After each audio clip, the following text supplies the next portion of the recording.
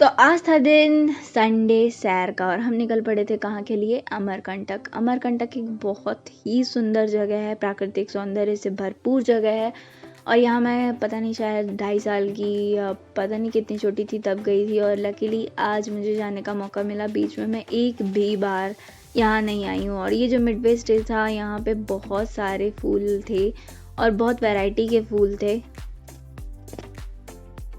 कुछ फूल तो ऐसा लग रहा था इसकी कलम मिल जाए या इसका बीजा मिल जाए तो मैं घर ले जाऊं। और स्पेशली ये फूल शायद धतूरा, जो धतूरा का फूल होता है उसकी कोई प्रजाति लग रही थी, बट इसका कलर कॉम्बिनेशन बहुत अच्छा था। अभी तक मैंने वाइट और पर्पल धतूरे देखे थे, ये पीच और येलो के कॉम्बिनेशन में था, बट इसका कोई भी ऐसा चीज़ नहीं मिली कि जिसे ले जाके घर में लगाया जाए।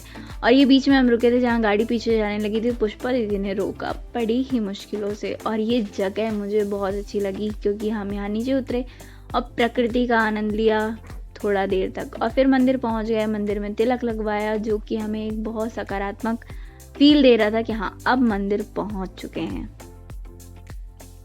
मंदिर के बाहर ढेर सारी दुकानें थी और यहाँ स्पेशली बहुत सारी जड़ी बूटियाँ देखने मिली मुझे।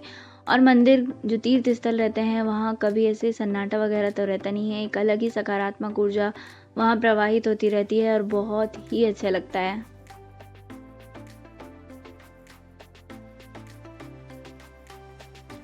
ये था नर्मदा जी का मंदिर, उसके जस्ट पीछे जो सबसे पुराना मंदिर था वो था। और यहाँ मैंने ट्राई किया कि क्या मैंने भी कोई पाप किए हैं, बट नहीं पता।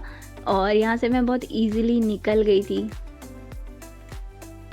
और फिर पूरे मंदिर को बहुत अच्छे से घूम के दर्शन करके और यहाँ हमने एक फ़ोटो ली और ये बहुत ही प्यारी मेमोरी थी। फिर हम पहुँचे कहाँ, चौसर ट्योगनी टेम्पल। और मुझे लगता था ये केवल जबलपुर में है, बट मैं गलत थी, ये अमरकंटक में भी स्थित है। बट ये यहाँ 2025 तक बंद था और साइड में एक चढ़ाई थी जहाँ से इसका पूरा व्यू हमें देखने मिल रहा था और ये काफ़ी इंटरेस्टिंग था। मतलब ये जब खुलेगा तब ये एकदम बहुत ही शानदार बन चुका होगा।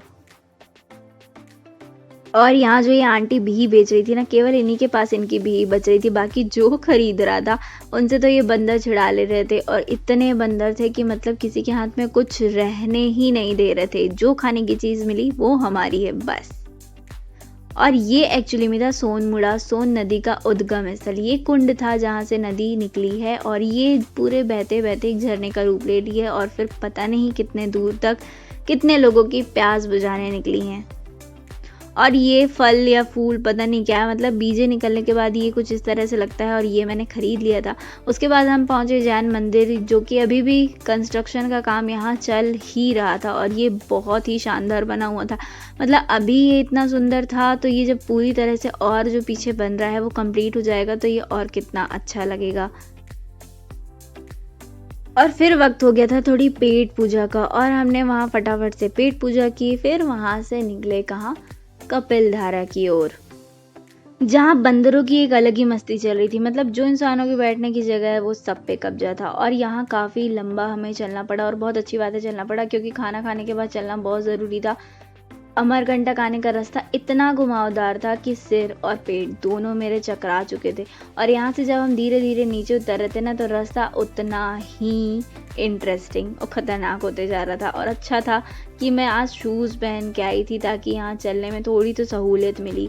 और फाइनली धीरे धीरे आगे बढ़ते बढ़ते हमें कपिल धारा की वो धारा नज़र आने लगी जो एक्चुअली में सुकून देने वाली थी। और वहाँ पहुँचते ही पुष्पा दी के हाथ खुल गए वहाँ का वाइब फील करने के लिए।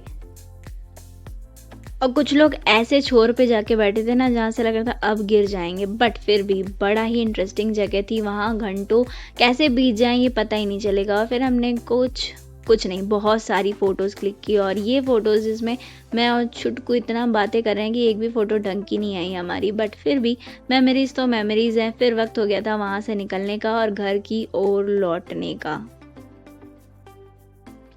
और लौटते लौटते ये चीज़ ट्राई की, इसे बोलते हैं श्रीराम कंदमूल, जो खाने में ना बहुत मीठा और अजीब सा टेस्ट था, बट सबको बहुत पसंद आ रहा था, मुझे नहीं आया। और फिर लौटते हुए श्री कल्याण सेवा आश्रम पहुँचे, जो सच में बेहद ही सुकून देने वाली जगह थी। यहाँ आप बैठ के मेडिटेशन कर सकते हो, इतना सुकून और मेंटल पीस फील हो रहा था।